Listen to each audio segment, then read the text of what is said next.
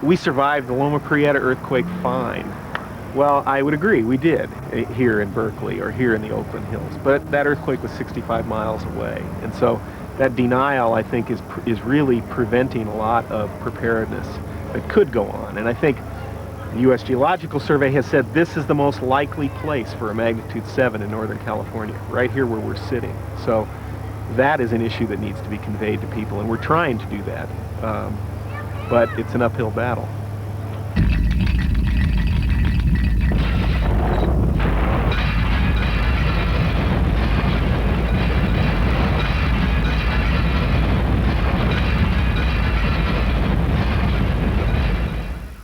You just bought yourself some symbols.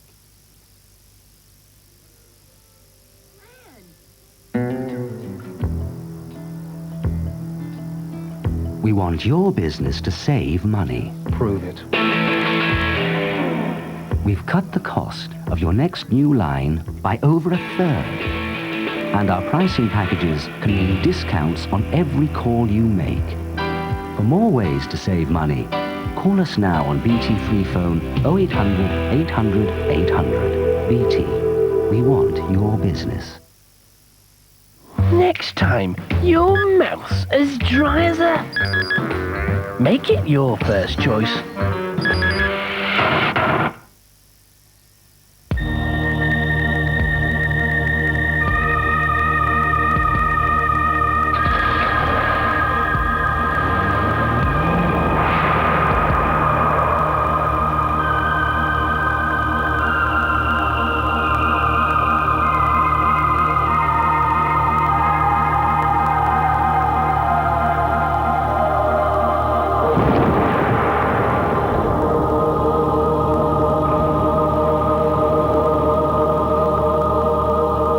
The new Volvo 440, airbag included.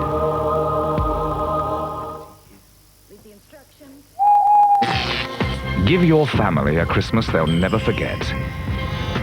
Give them Sky. With over 20 satellite channels, you can give them top sporting action, England's tour of the West Indies, Lewis on the Warpath, and the Premier League exclusively live. 3 channels of blockbuster movies. I am Catwoman. Ooh. And great family entertainment. There's something for everyone. So get Sky now and give your family a Christmas they'll never forget. Sorry, but no promotion is ever going to make this 87 late bottled vintage any more up to date. What's it today, Mr. Latham? Economic advisor to the UN.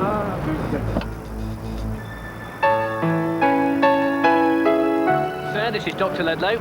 You driver, take the lumber job up the limo to the Bumpy Humble. You must be Richard Latham. Yes. Hey, I'll take that. I don't think so. Crime is rife in this city, Dr. Lovely. So, how to outwit the thieves. Boff, you go to the airport. I'll stay here and guard the shopping. Outside the door. Outside the door of the wardrobe, yes. In case they come through the window. On the 33rd floor, sir? Oh, yes. I'm going to have a lie down. Ah, this is the place. So, you'll be lying here. The shopping will be here. The best place for me, I think, is here. Good. Didn't you buy these on your Barclaycard? Yes. Well, they're automatically insured. Sir? The shopping's covered, sir. Thank you, Barclaycard!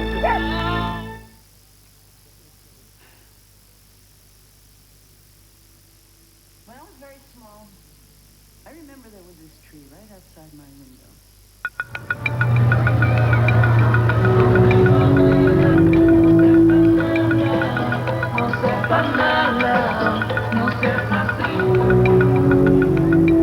The Mexicans, like the Californians, know they are continually under threat.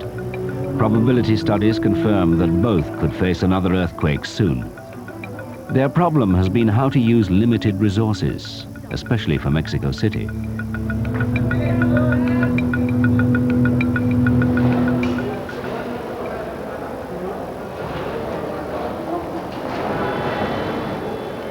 The priority for the city's government has been to strengthen many of its own offices, like the Social Security headquarters.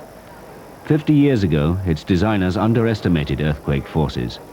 Today's engineers have to strengthen the building, and at considerable cost.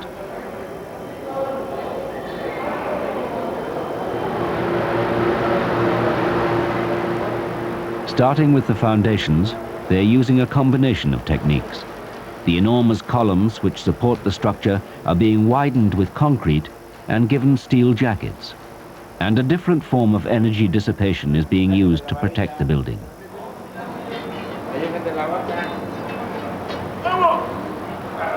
In order to dissipate the energy, we are installing some dampers into the building, in parts of the building.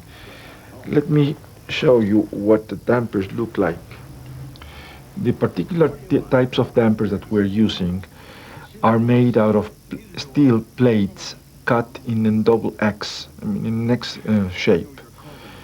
The bottom part attached to the tip of a chevron brace, which is fixed to the lower floor, whereas the top part attaches to the underside of the beam supporting the upper floor.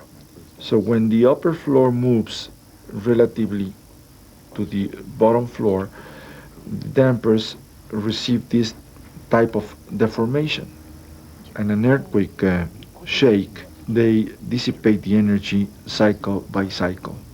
And since there are quite a few of these devices located into the buildings, the amount of energy released by these elements is enormous. We are assuming that this building will have to resist earthquakes as strong or even stronger than the earthquake in 1985. The city is spending huge sums of money on its public buildings. Yet there are thousands of private homes which require more urgent attention. This tenement block, built over 20 years ago, was condemned after 1985, but the residents cannot find alternative housing and are faced with an uncertain future.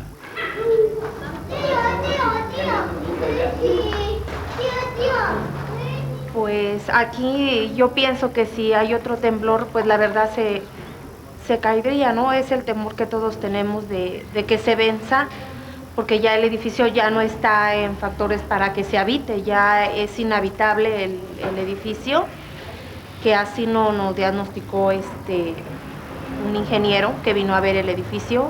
Y está muy mal el mantenimiento general del edificio. Pero hay Rogelio Maldonado works for the Asamblea de Barrios, a neighborhood group promoting safer low-income housing. Ya está muchísimo, muy dañado.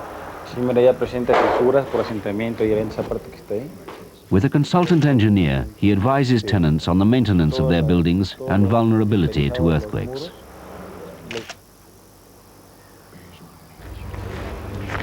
Mira, hay otro detalle muy importante en caso de sismo es lo ancho de la escalera. No mide más allá de 90 centímetros. ¿Cuántos habitantes viven aquí? Son 32 viviendas, aproximadamente 450 personas. Sí. Mira, hay otro aspecto, Ausencio, que quisiera mostrarte, que es la gente tiene una costumbre muy generalizada de quitar muros sin asesoría. Esto es una costumbre muy generalizada de la gente. Quita los muros para hacer más amplias las viviendas. Aquí siquiera dejaron un soporte, pero hay muros enteros completos que los quitaron. Esto les perjudica a toda la construcción, al inmueble. ¿Por qué? Porque este muro está soportando el muro de arriba. Y cuando viene un sismo, lo que pasa es que o se agrieta, se fisura, y puede llegar al colapso y se cae.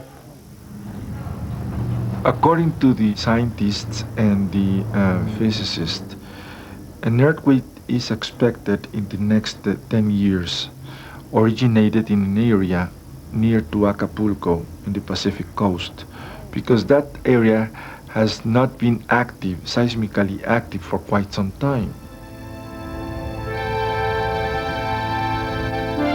A city like Mexico City, with about 19 million people, can suffer tremendous casualties.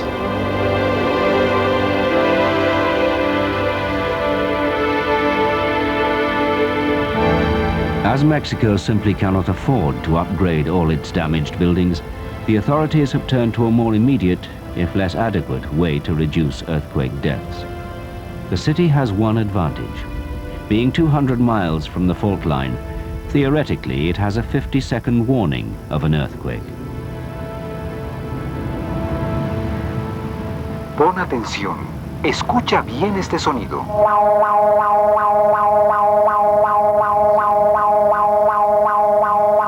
Es la alerta sísmica, que con 50 segundos de anticipación te indica que va a temblar. La alerta te previene de que un fuerte sismo acaba de ocurrir en las costas de Guerrero y llegará a la Ciudad de México. Conoce e identifica bien el sonido de la alerta.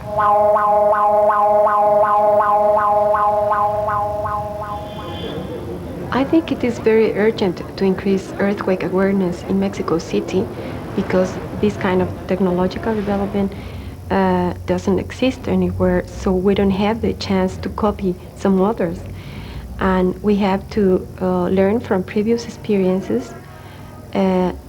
Of course, there is no experience related specifically to the seismic alert, but something related to it, like the earthquake drills we already have in some schools. Mamacita, tampoco debes de venir comiendo. Nada en las manos debes de traer. Rapidito. The seismic alarm system is currently being tested in 26 schools. The warning may help school children, but it will be difficult for the thousands who live in high-rise buildings to respond as quickly. I am very worried about the next earthquake because I don't know when it will happen, and I don't know if we will have time to be prepared and to use the alert properly. So I am worried, and especially I am worried because I know that there has a lot of work to be done in the structural aspects. There are a lot of buildings that have to be reinforced, and that worries me more than people's reaction. It kills more people. If the Mexican authorities can only protect a limited number of people, even though recent earthquakes have proved the city's vulnerability, what happens in a threatened city which has not suffered an earthquake in living memory?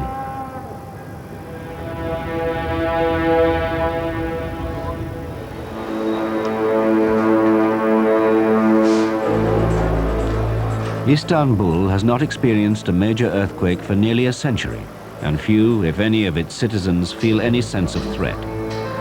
The city's population will double in the next 15 years, creating huge pressure on housing in the already congested and earthquake-prone city.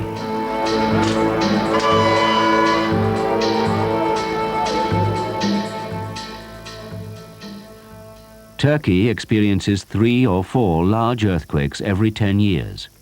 Istanbul itself lies just a few miles from the North Anatolian Fault, the world's most active fault system. At the eastern end of the fault line, where several tectonic plates collide, a major earthquake devastated the town of Erzincan in March 1992.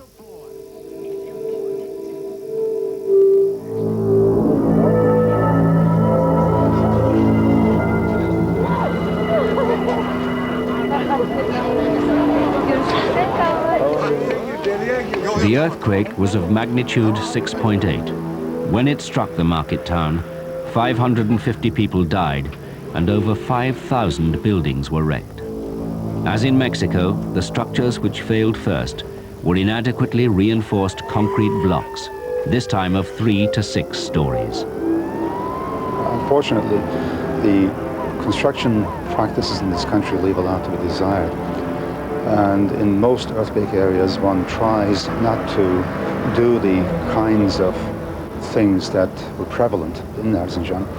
Now, the things that struck my eye as a professional looking at these structures there was, one, they were really a lot weaker than they should have been. They were under-strength buildings. They were poorly detailed. The workmanship was bad. The materials were substandard and uncontrolled, and the designers had relied on mostly what we call the frame action of the concrete buildings, rather than to support the frames by what we call the structural walls, which would have led to a much superior performance in the earthquake event. In Erzincan, builders had not observed the basic principles of good design and quality of materials. Throughout Turkey, standards are being compromised as increasing demand is placed on the construction industry.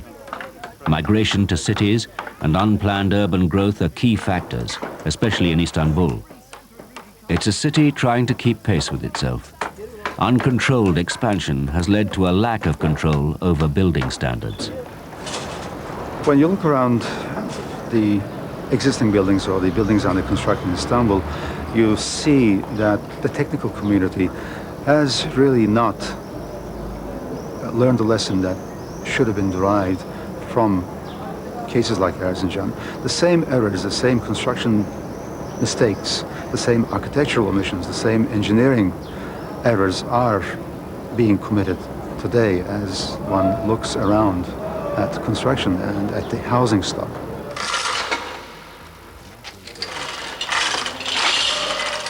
Engineering professors in Istanbul are studying the behavior of concrete buildings similar to those which failed in Erzincan. They record the loads at which these structures fail to advise on building regulations for new constructions. The problem is transferring the knowledge from the laboratory to the construction site. In Turkey, people are accustomed to high risk levels. If you go out to traffic in Turkey, the risk of having an accident is around 7%. So in Turkey, the engineers who are designing buildings are very likely to take risks around 20 to 30% levels.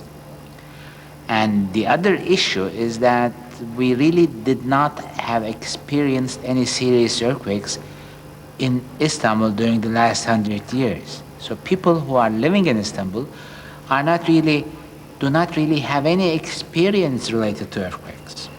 Therefore, people who are living in the cities are inclined to believe that their concrete castles are stronger than anything.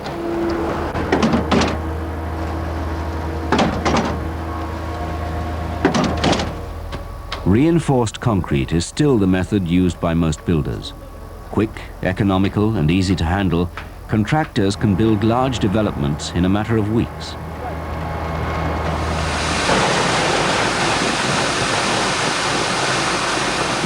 But there are few checks on the quality of the concrete mix or the amount of reinforcing steel used to support it. Deprem riskinin oldukça yüksek olduğu İstanbul'da deprem hesabının yapılmadığı binalar biliyoruz. Deprem hesabına uyulmayan binalar biliyoruz. Temel tiplerin alabildiğine değiştirildiği, donatıların azaltıldığı, beton kalitesinin projede öngörülen kalitenin çok altında üretildiği inşaatlar biliyoruz. Ne yazık ki bu inşaatlarda bu konutlarda yüzlerce insan yaşıyor. Dediğim gibi deprem riski çok yüksek olan İstanbul'da çok büyük tehlike arz ediyor bu inşaatlar.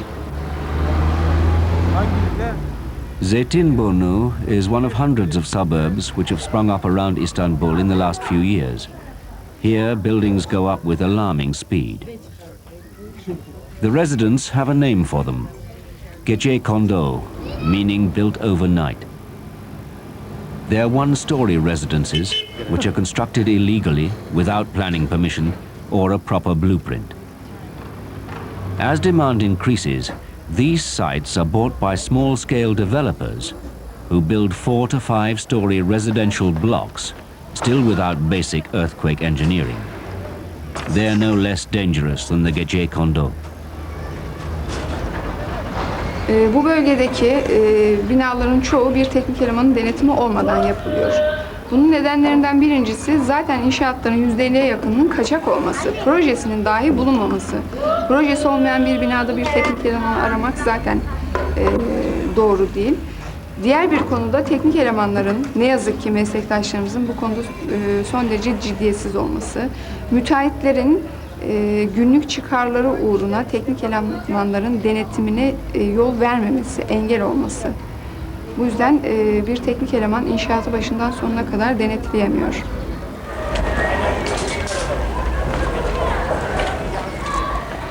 Muzaffer Erciastepe is one of the few engineers authorized to oversee local construction projects and makes unannounced spot checks. İnşaat mühendisi odasından geliyorum. Bir kontrol edelim şöyle inşaatınızı.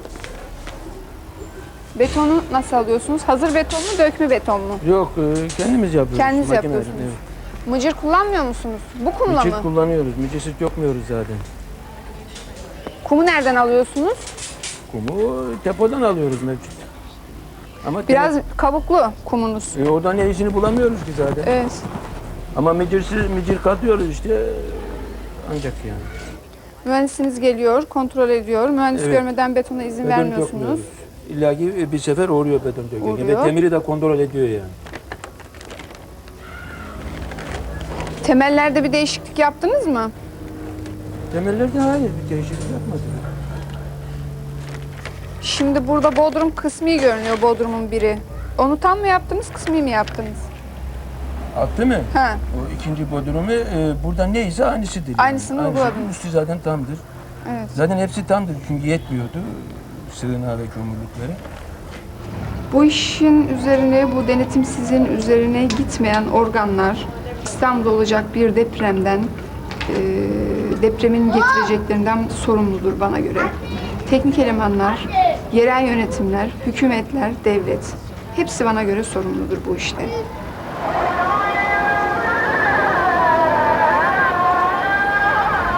Erzincan'daki bir depremin İstanbul'da yaşandığını ben şu anda düşünmek istemiyorum. İstanbul'un zannediyorum %70'i yerle bir olacaktır.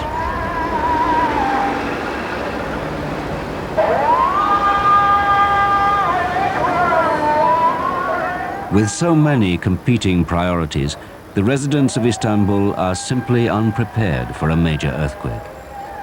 Perhaps they will only see the need for protection once an earthquake has struck. Even where there has been a major earthquake, like Mexico City or San Francisco, much more still needs to be done. Engineering science could save many more people from the devastation of an earthquake if we recognize the urgent need to apply it. We tend to forget too easily, and we tend to resist learning lessons that are there.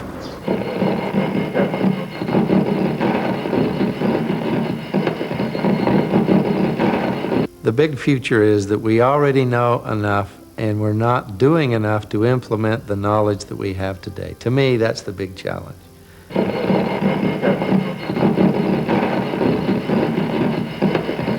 Will we ever get it right? I'm not sure. I'm not sure we have enough time. If we have enough time, Darwin's law of survival of the fittest will govern, that the old buildings will come down or fall down and the strong buildings will survive to be in the next earthquake. If we don't have time, we're going to have literally thousands of people dying in and under old brick and concrete structures.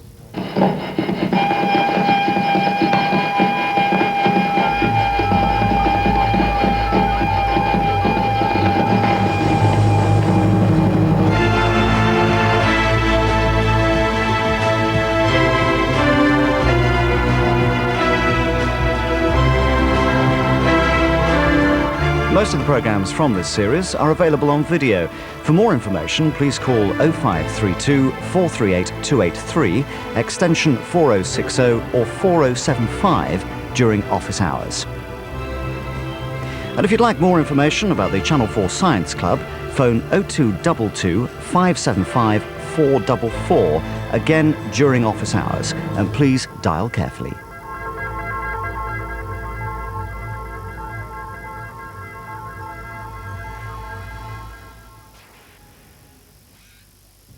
They are the select few born of millions of hopefuls. Have a nice flight. And in the course of their duties, they walk the line of human experience. An experience you now have the chance to share. Shot by an astronaut exclusively for Equinox, stow aboard a space shuttle and enter the final frontier next Sunday at 7 on 4. A major new series gets underway next on 4, The Great Commanders. Focusing on the nature and exploitation of military power, the first programme looks at the astounding achievement of Alexander the Great at the Battle of Issus. Elegant, prestigious, and indulgent. Gold is always desirable. Nothing feels or looks quite like it.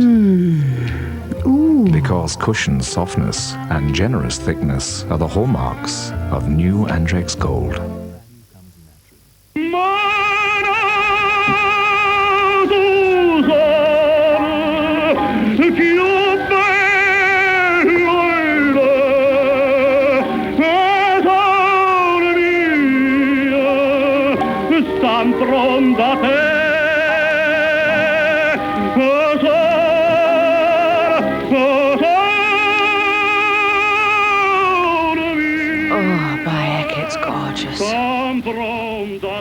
That Gladys Oldthorpe, she never buys her own. Boddingtons, the cream of Manchester.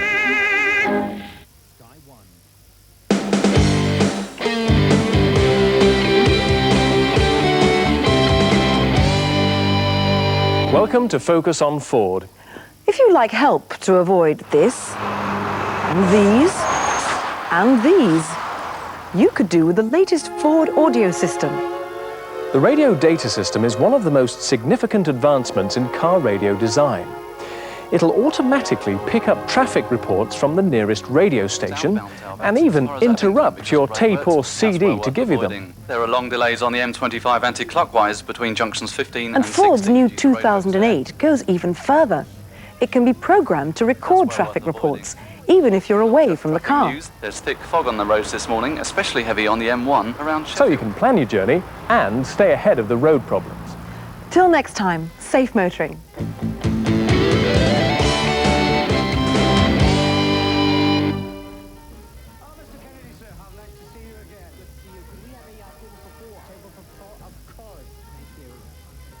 As Kenneth Clark puts the final touches to the second budget of the year, Dispatches asks how competent the Treasury is to run the economy. The Treasury has got virtually all its predictions on which it's based its policies wrong, and it's been pursuing the wrong policies. Does the Treasury need more than a touch of spit and polish? Dispatches, Wednesday at 9 on Channel 4. Just who will win this year's prestigious Turner Prize? 4 finalists, judged on their artistic contribution over the last 12 months, await their fate. Always controversial, often surprising. In Without Walls, the announcement of the 1993 Turner Prize live from the Tate, Tuesday night at 9 on 4.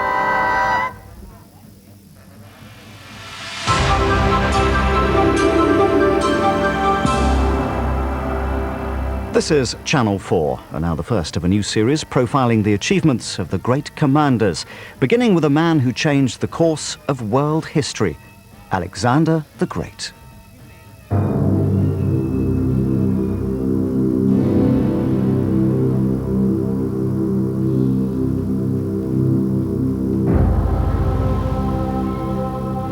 Throughout history, the technology of war has continually changed, but the art of war, how a commander commands, has remained more or less the same. Nations have gone out of existence because of their failure to understand what war is all about, including its diplomatic, economic, and social elements. A great commander, one way or another, always seems to understand how all these forces are interrelated.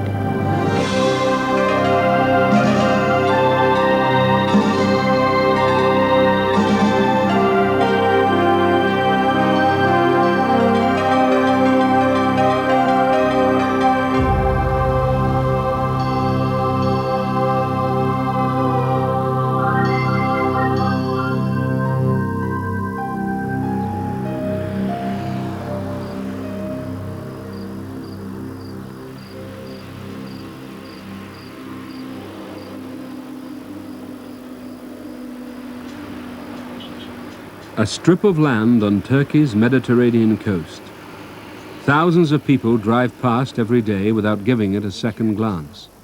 But here, 23 centuries ago, Alexander the Great led his men to victory against an army that outnumbered him by at least 6 to 1. This, the Battle of Issus, changed the future of the Western world.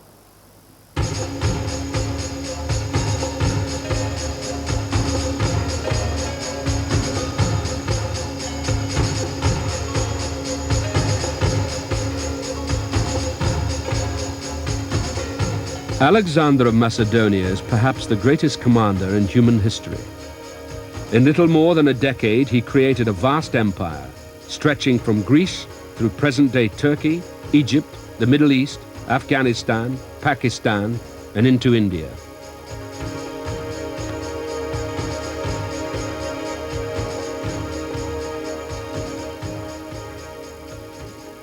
He had a persona, an image, a charisma, if you like, which somehow has come down the ages almost undimmed. Now, in part, of course, he worked upon this himself. He is undoubtedly a great publicist of his achievements and so forth. The very fact he named so many cities Alexandria around the empire proves that very point, I think. But he has a certain, I don't know, tremendous romantic quality. And the fact, of course, that he dies so young with so much achieved puts him into a special category.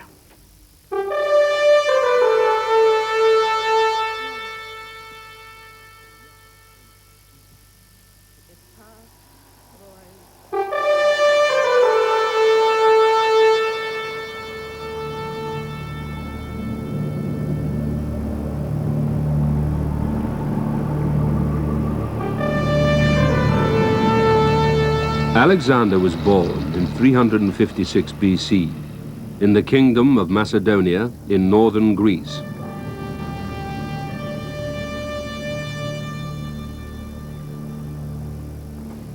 His father, Philip, was a man of war whose life was spent conquering new territories and overrunning the city-states of Greece. It was during these turbulent years that Alexander's character was formed.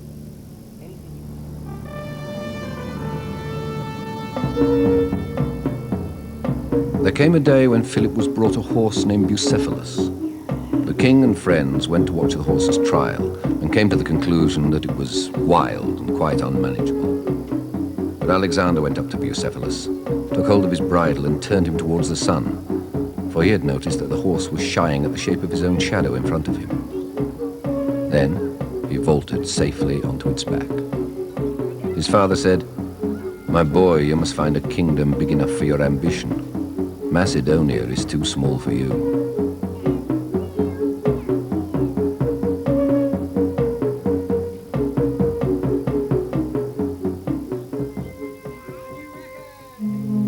The philosopher Aristotle was then paid by Philip to teach the 13-year-old Alexander art, literature, and music.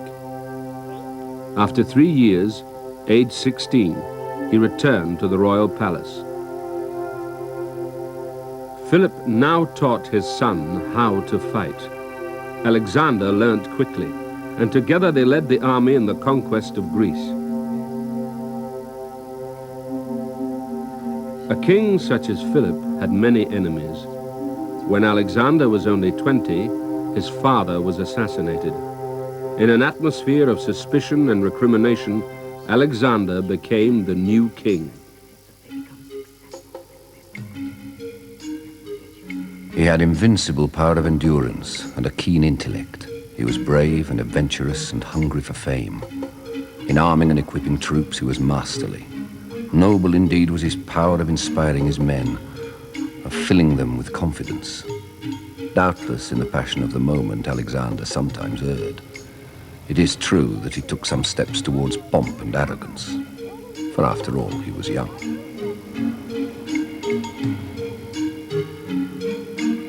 Having secured his position, the ambitious young king looked east to Persia, the mightiest empire on earth.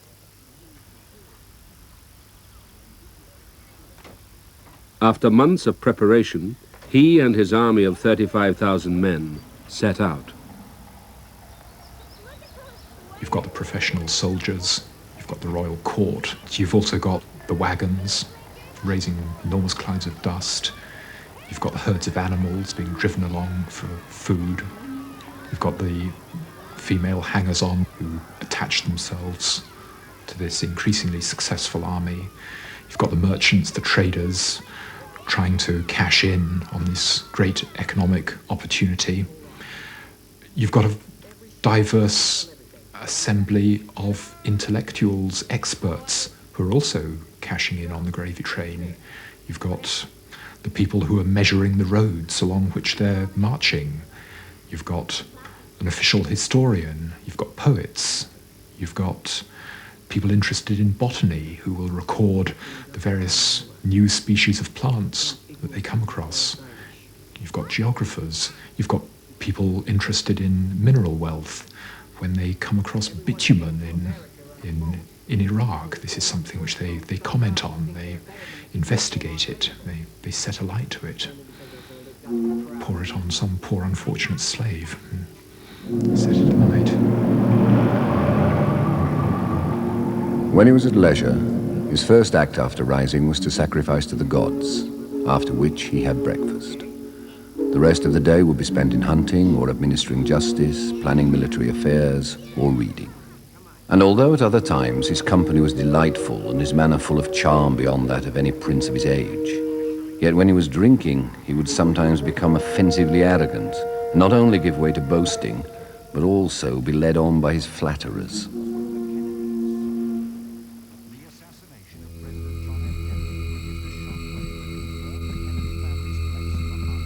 In Babylon, the Persian king Darius III had been informed of this impudent young man invading his empire, but expected the nobility in the western provinces to stop him.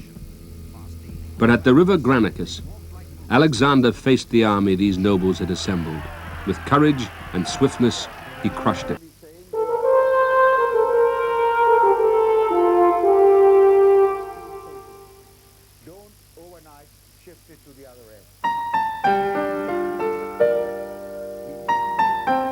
Every day, thousands of savers receive a check from Legal & General.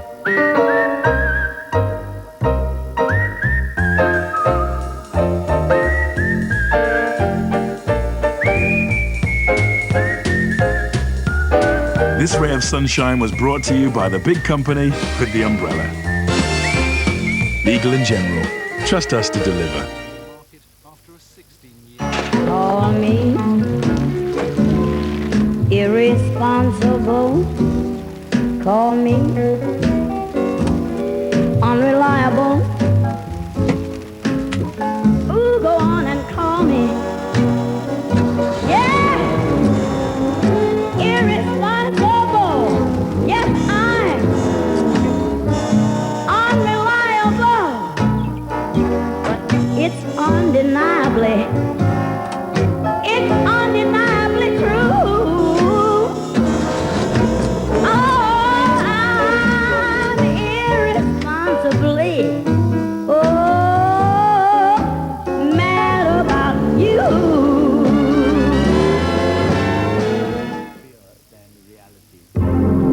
He's out there again with his Black & Decker random orbit sander. He says it can tackle the rough jobs, can rip through wood, even metal. Apparently his random orbit sander has dust extraction, can get into tight curves and corners, and go on to give the smoothest finish. It's taking him a while, but I am looking forward to that new sideboard.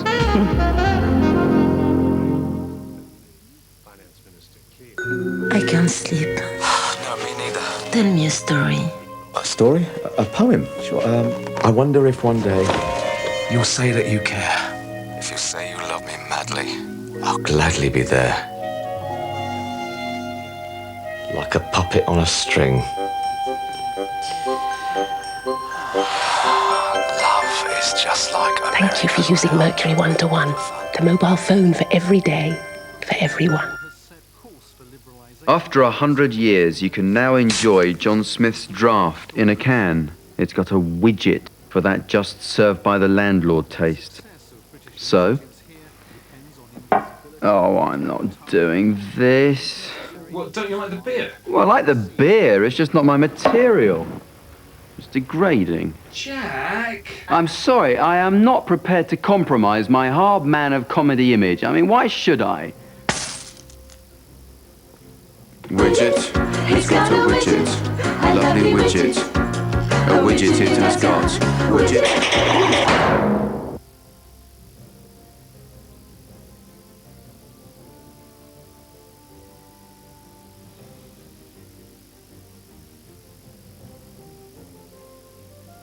And also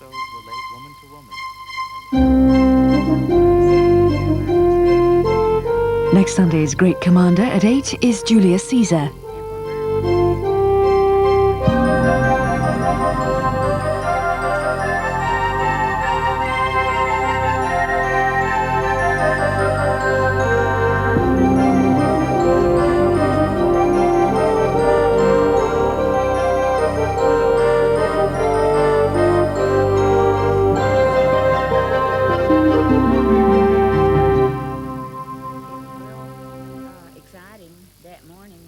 A Channel 4 book called The Great Commanders by Phil Grabsky with a foreword by David Chandler is out now in most bookshops, priced $15.99.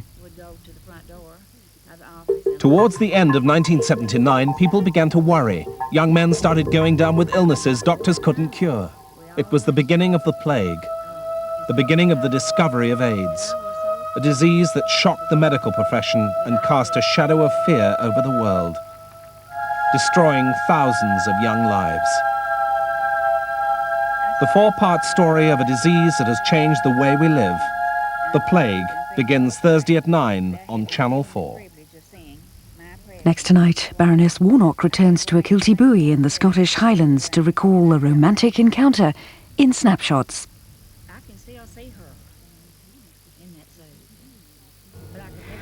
Daddy, what would happen if I got in some extra Coburns this Christmas?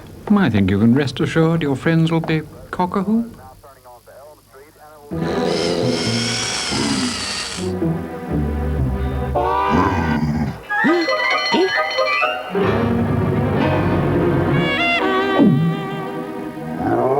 Need to get away from it all? Look for a travel company with an 0800 number. They're so keen to talk to you, they'll even pay for your call.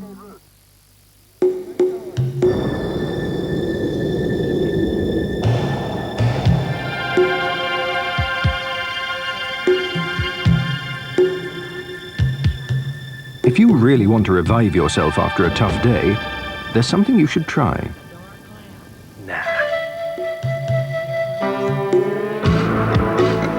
Graphite from Cousins. Graphite invigorates your whole body with a freshness you can feel.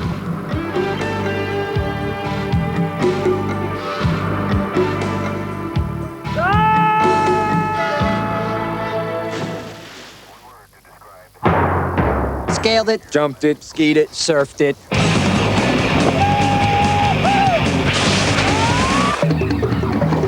Rode it, dove it, flew it, crashed it.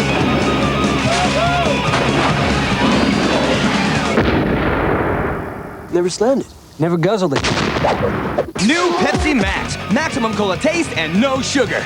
Did it, dug it, savored it, relished it. Live life to the max. New Pepsi Max. We are stalking an exceptional opponent, Jean-Claude Van Damme. I want him stepped on. Hard is the hard target. He's obviously not someone we should underestimate. Hard hitting, hard action. John Woo's hard target.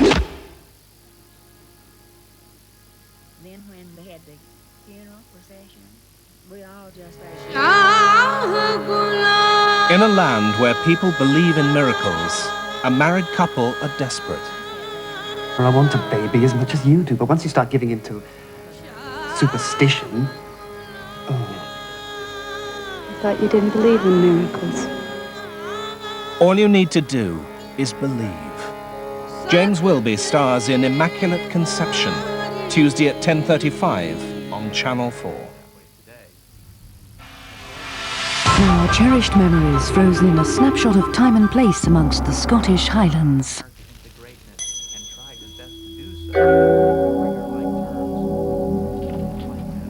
Baroness Mary Warnock was made a life peer in 1985. As well as being an active member of the House of Lords, she's an academic, a philosopher, and author of the Warnock Report on human embryo experimentation. She's returning to Achilty Buoy in the Scottish Highlands, where, as an impressionable 22-year-old, on holiday with her mother and sister, she had a romantic encounter. It was 1946, and their first holiday after the war. It marked the beginning of an exciting period of change in Mary's young life.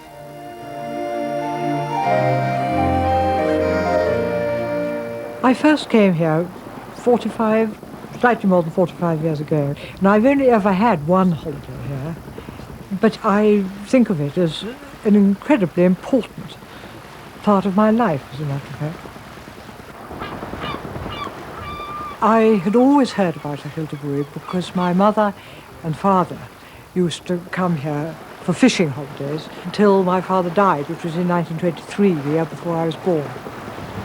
Well, this was the height of what I felt about my father. I'd never met him because he died before I was born, but I thought of him as a kind of Scottish hero, a figure out of John Buchan. So coming here was really like meeting him, and it absolutely fulfilled my ideas of him.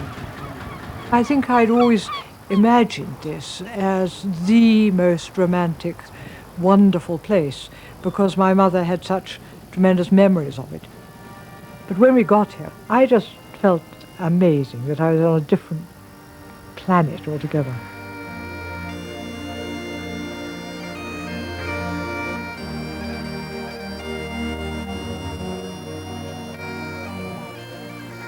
At that time, the hotel was pretty primitive. It smelled